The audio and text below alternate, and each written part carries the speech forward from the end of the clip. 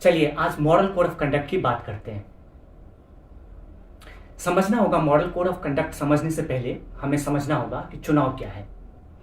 जब भी हमारे देश में चुनाव होता है, चुनाव के कुछ रूल्स होते हैं जिसको आप आदर्श आचार संहिता या फिर मॉडल कोड ऑफ कंडक्ट भी कह सकते हैं। अब ये काम कैसे करता है? जब भी चुनाव में नेता भाषण देते हैं, उनको इस मॉडल कोड ऑफ कंडक्ट को फॉलो करना होता है और इस मॉडल कोड ऑफ कंडक्ट को फॉलो करते समय आप कुछ भी भाषण नहीं दे सकते। आपको इसके जो नियम कायदे कानून है उसको ध्यान में रख के भाषण देना होता है। और अगर कोई पार्टी के नेता इस कोड ऑफ कंडक्ट को फॉलो नहीं करते हैं तो उस पे इलेक्शन कमीशन ऑफ इंडिया कोई भी कार्रवाई कर सकती है, जैसे कि आपको प्रचार पे रोक लगाएगी या फिर आपका नॉमिनेशन भी रद्द कर सकती है। मॉडल कोड ऑफ कंडक्ट को 4 भागों में बांटा गया है: general conduct, meetings, procession and party in power. सबसे पहले समझते हैं जनरल कंडक्ट क्या है, जिसको सामान्य आचरण कहते हैं। सामान्य आचरण में जाति, धर्म, समुदाय के नाम पे आप वोट नहीं मांग सकते। आप एक पार्टी का नेता दूसरे पार्टी के कैंडिडेट पे उसकी आलोचना कर सकता है, लेकिन आलोचना उसके काम को लेकर होना चाहिए, ना कि उसके प्राइवेट या पर्सनल लाइफ पे होना चाहिए। क्योंकि पर्सनल लाइफ पे आलोचना करने से जनता का इसमें कोई लेना देना नहीं है, तो आप उस पर नहीं कर सकते। उनके पर्सनल प्राइवेट लाइफ पे आप उनकी आलोचना नहीं कर सकते हैं। दूसरा इसमें चीज आता है मीटिंग्स। जो भी मीटिंग्स ये पॉलिटिकल पार्टियां करती हैं, इसको आपको लोकल अथॉरिटीज को पहले से बताना होता है कि आप कहाँ पे मीटिंग्स कर रहे हैं, कितने टाइम पे कर रहे हैं, सो दैट ये लोकल अथॉरिटीज आपको सही तरीके से ऑर्गेनाइज करके आपको दे सके। तीसरा इंपॉर्टेंट चीज है इसमें प्रोसेशन, जो कि जुलूस होता है, जो ये पार्टियां जुलूस निकालती है। इसके लिए भी सेम चीज आपको लोकल अथॉरिटीज को बतानी पड़ती है। आपका टाइम, वेन्यू, कौन सा रूट फॉलो कर रहे हैं, कहां से जुलूस लेके जा रहे हैं, कहां पे जुलूस खत्म कर रहे हैं, ताकि ट्रैफिक या फिर और भी तमाम चीजें होती हैं जिसको संभाला जा सके, या कोई भी दिक्कत आए तो उसको जो लोकल अथॉरिटीज है उसको अपनी तरह से हैंडल कर सके। इसलिए एडवांस नोटिस उनको देना पड़ता है। चौथा चीज है जो पार्टीज इन पावर है, उसके लिए आप जो पार्टीज इन पावर है वो कोई भी नए स्कीम्स लेके नहीं आ सकती, कोई नया रिबन नहीं काट सकती, नया स्कूल, कॉलेज या सड़क का उद्घाटन नहीं कर सकती है। जो ऑलरेडी चल रहा है वो चलते रहेगा, लेकिन आप कुछ नया लेके चुनाव के समय पे नहीं आ सकते हैं।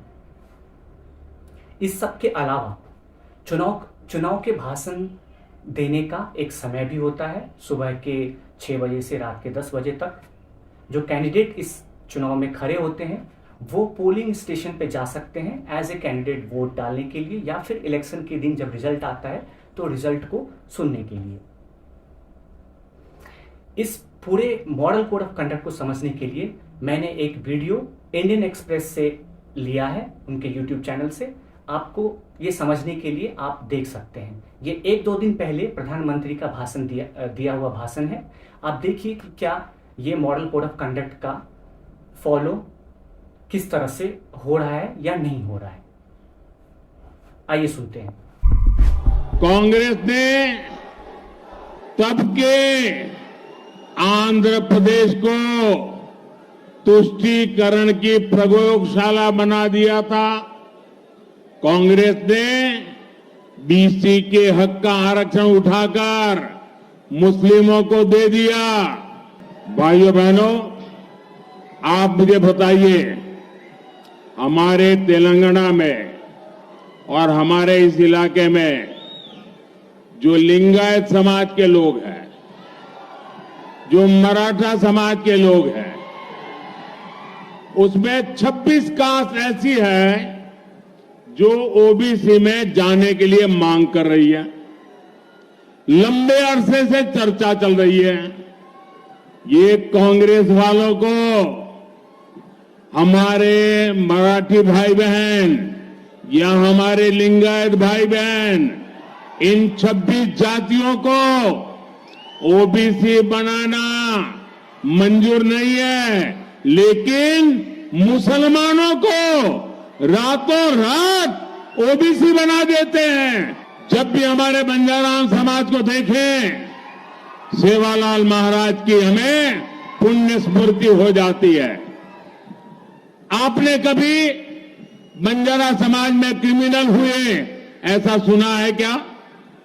सेवाभावी लोग हैं, समाज में अच्छी जिंदगी जीने वाले लोग हैं, लेकिन उस बंजारा समाज की भी आशा अपेक्षाओं पर टीआरएस, बीआरएस, कांग्रेस सबने पानी फेर दिया है।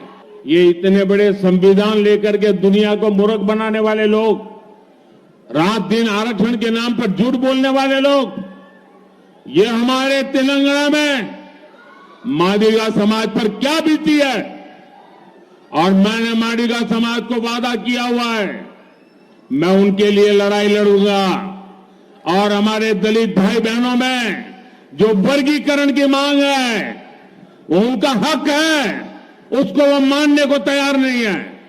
साथियों, एक कांग्रेस पार्टी को जन्म से ही ये हमारे संविधान के प्रति नफरत है।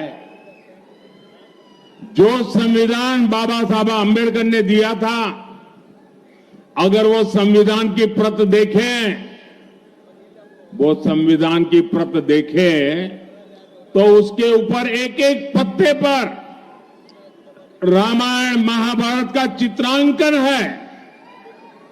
हमारी संस्कृति, हमारी परंपरा का चित्र है उस पर, और हमारे संविधान की, भारत की महान सांस्कृतिक विरासत के साथ उसको कड़ी रूप के जोड़ने का एक अद्भुत प्रयास था।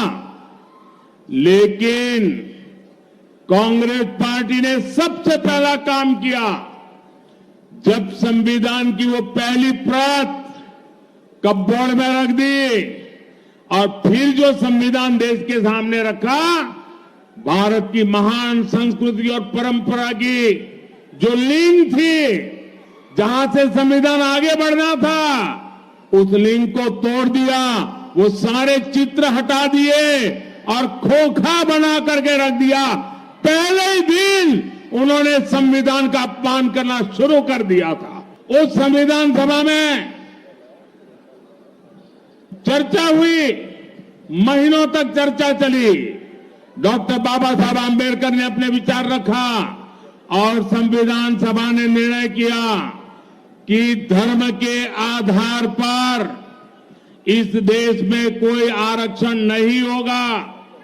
आरक्षण दलितों, आदिवासी, ओबीसी के लिए ही होगा, औरों के लिए नहीं होगा। लेकिन आज ये शाहजादे और उनकी चौकड़ी बाबा साहब आंबेडकर की पीठ में छुरा भोंक रही है, भारत के संविधान को रफा दफा कर रही है, और वो बेईमानी करके पिछले दरवाजे से धर्म के आधार पर अपनी वोट बैंक को मजबूत करने के लिए दलितों का हक छीनने वा जाए, आदिवासियों का हक छीन रहे, ओबीसी का हक छीन रहे और अपनी वोट बैंक को धर्म के आधार पर आरक्षण देने का खेल खेल रहे हैं। जब तक मोदी जिंदा है, मैं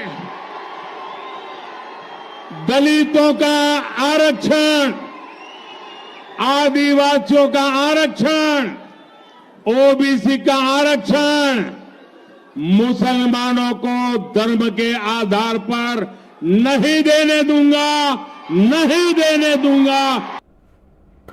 नमस्कार।